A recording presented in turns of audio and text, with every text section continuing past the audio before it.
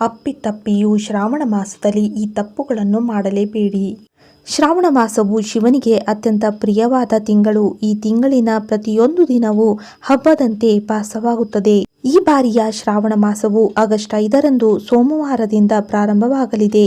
ಈ ಸಮಯದಲ್ಲಿ ನೀವು ಶಿವನನ್ನು ಮೆಚ್ಚಿಸಲು ಬಯಸಿದರೆ ಶಿವನಿಗೆ ರುದ್ರಾಭಿಷೇಕ ಮತ್ತು ಜಲಾಭಿಷೇಕವನ್ನು ಮಾಡಬೇಕು.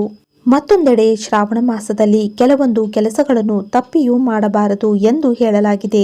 ಶ್ರಾವಣ ಮಾಸದಲ್ಲಿ ನಾವು ಈ ತಪ್ಪುಗಳನ್ನು ಮಾಡುವುದರಿಂದ ಶಿವನ ಕೋಪಕ್ಕೆ ಗುರಿಯಾಗುವಂತಾಗಬಹುದು.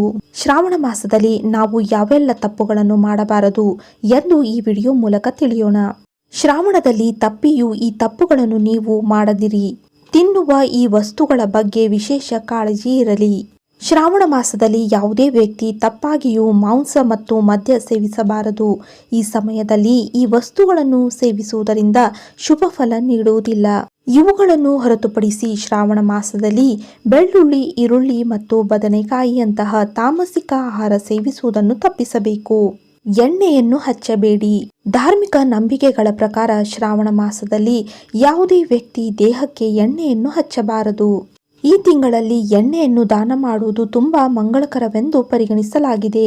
ಹಾಲು ಸೇವಿಸುವುದನ್ನು ತಪ್ಪಿಸಿ. ಪವಿತ್ರವಾದ ಶ್ರಾವಣ ಮಾಸದಲ್ಲಿ ಶಿವಲಿಂಗಕ್ಕೆ ಅಭಿಷೇಕ ಮಾಡುವುದು ಶಿವ ಪೂಜೆಯನ್ನು ಮಾಡುವುದಕ್ಕಿಂತಲೂ ಹೆಚ್ಚಿನ ಪ್ರಯೋಜನವನ್ನು ನೀಡುತ್ತದೆ. ಈ ಮಾಸದಲ್ಲಿ ಶಿವಲಿಂಗಕ್ಕೆ ನೀರಿನ ಅಭಿಷೇಕವನ್ನು, ಹಾಲಿನ ಅಭಿಷೇಕವನ್ನು, ಎಳನೀರಿನ ಅಭಿಷೇಕವನ್ನು ಹೀಗೆ ನಾನಾ ರೀತಿಯ ಅಭಿಷೇಕವನ್ನು ಮಾಡಲಾಗುತ್ತದೆ. ಶಿವಲಿಂಗಕ್ಕೆ ಶ್ರಾವಣ ಮಾಸದಲ್ಲಿ ಹಾಲಿನ ಅಭಿಷೇಕ ಮಾಡುವುದರಿಂದ ಈ ಮಾಸದಲ್ಲಿ ನಾವು ಹಾಲನ್ನು ಸೇವಿಸಬಾರದು. ಬದಲಾಗಿ ಹಾಲನ್ನು ಶಿವನಿಗೆ ಅರ್ಪಿಸಬೇಕು. ಯಾವುದೇ ವ್ಯಕ್ತಿಯನ್ನು ಅಗೌರವಗೊಳಿಸಬಾರದು. ಧಾರ್ಮಿಕ ನಂಬಿಕೆಗಳ ಪ್ರಕಾರ ಶ್ರಾವಣ ಮಾಸದಲ್ಲಿ ಯಾವುದೇ ವ್ಯಕ್ತಿಯನ್ನು ತಪ್ಪಾಗಿಯೂ ಅಗೌರವಗೊಳಿಸಬಾರದು ಮತ್ತು ಇತರೆ ವ್ಯಕ್ತಿಯ ಬಗ್ಗೆ ನಾವು ನಕಾರಾತ್ಮಕ ಆಲೋಚನೆಗಳನ್ನು ನಾವು ನಮ್ಮ ಮನಸ್ಸಿನಲ್ಲಿ ತಂದುಕೊಳ್ಳಬಾರದು ಹಾಗೂ ಇತರರ ಬಗ್ಗೆ ನಾವು ನಿಂದನೆಯ ಪದಗಳನ್ನು ಬಳಸಬಾರದು. ಈ ಸಮಯದಲ್ಲಿ ಮಹಾದೇವನನ್ನು ಮನಃಪೂರ್ವಕವಾಗಿ ಆರಾಧಿಸುವುದು ಉತ್ತಮ.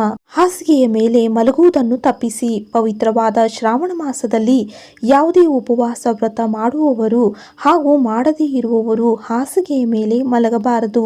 ಅದರಲ್ಲೂ ಈ ಮಾಸದಲ್ಲಿ ಯಾರಾದರೂ ಉಪವಾಸ ವ್ರತ ಮಾಡುತ್ತಿದ್ದರೆ ಅವರು ದಿನದಲ್ಲಿ 1 ಬಾರಿ ಮಾತ್ರ ಮಲಗಬೇಕು ಎನ್ನುವುದು ನಂಬಿಕೆ. ಉಳಿದ ಸಮಯಗಳಲ್ಲಿ ಅವರು ಶಿವಭಕ್ತಿಯಲ್ಲಿ ಮಗ್ನರಾಗಿರಬೇಕು. ಶಿವ ಕೀರ್ತನೆಯನ್ನು ಮಾಡಬೇಕು. ಇಂತಹ ಉಪಯುಕ್ತ ಮಾಹಿತಿಯೊಂದಿಗೆ ಮುಂದಿನ ವಿಡಿಯೋದಲ್ಲಿ ಸಿಗೋಣ. ಇವತ್ತಿನ ಈ ವಿಡಿಯೋ ನಿಮಗೆಲ್ಲ ಇಷ್ಟವಾದಲ್ಲಿ ಲೈಕ್ ಮಾಡಿ, ಶೇರ್ ಮಾಡಿ, ಹಾಗೆ ಸಬ್ಸ್ಕ್ರೈಬ್ ಮಾಡಿ. ಧನ್ಯವಾದಗಳು.